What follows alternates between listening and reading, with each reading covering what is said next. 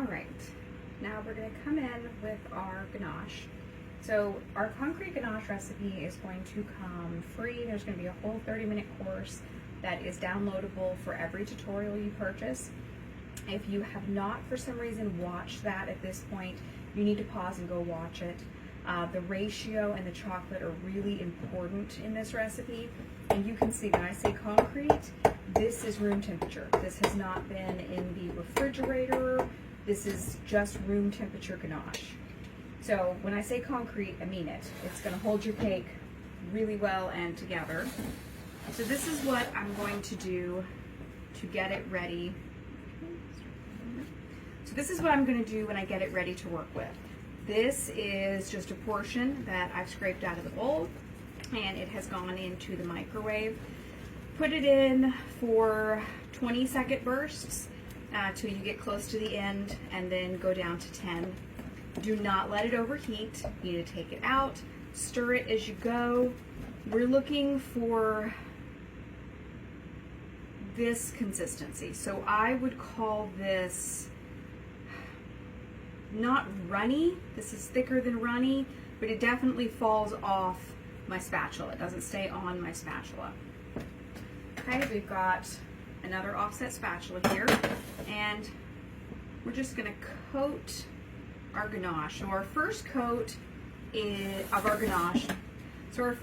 of our ganache is exactly the same as your first coat of buttercream. This is sealing in. You can see, I've already picking up crumbs. This is going to seal in the crumbs so that we don't have to worry about that. So this is really the same as your first coat of buttercream, if buttercream is what you are used to working with. And you can see it's spreading for me easily, even though my cake is cold. Our concrete ganache is magical. Okay, I'm going to get down here. I'm going to make sure we go all the way under our little dip. Okay. And I'm going to show you when we get done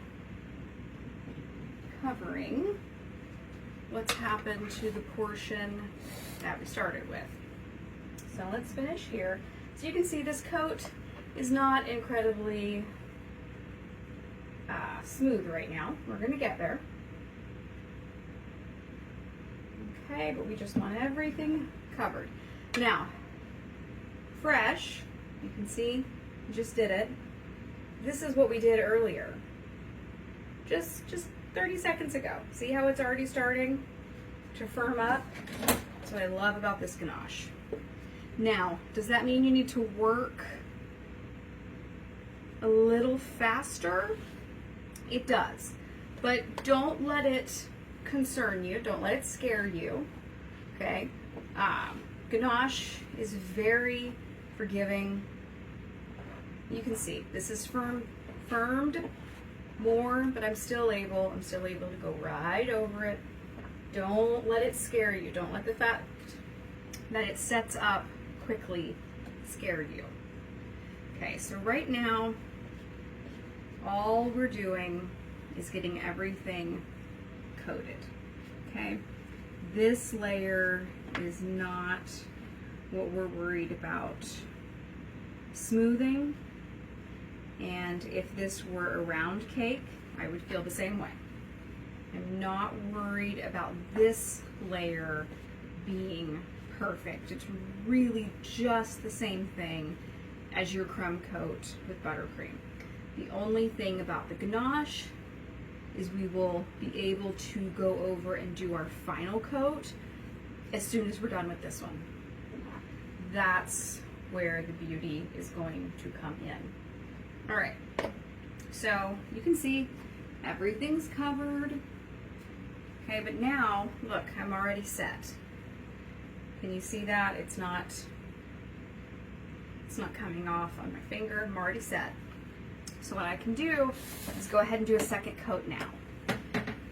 When I'm talking about coats of ganache underneath the fondant, I want you to think of it just the same as buttercream if you normally are a buttercream cake artist. I don't want highs and lows. You can see I've kind of got a little dip right here.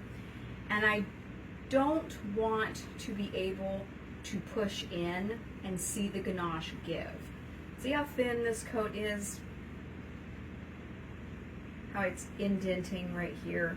But see, this coat is thicker and it's not. I don't want this indentation. To me, that's weak, and I don't want that. Fondant is heavy. I need a nice, firm, not weak, very strong base for my fondant to go on. Okay, so let's put another coat on. Okay, again, just coming right out of my bowl. Okay, don't be intimidated by the ganache. Just work a little bit at a time. Okay, and this coat's going to be a little bit thicker. Now, I don't want to serve anybody a piece of cake with a 2-inch thick ganache.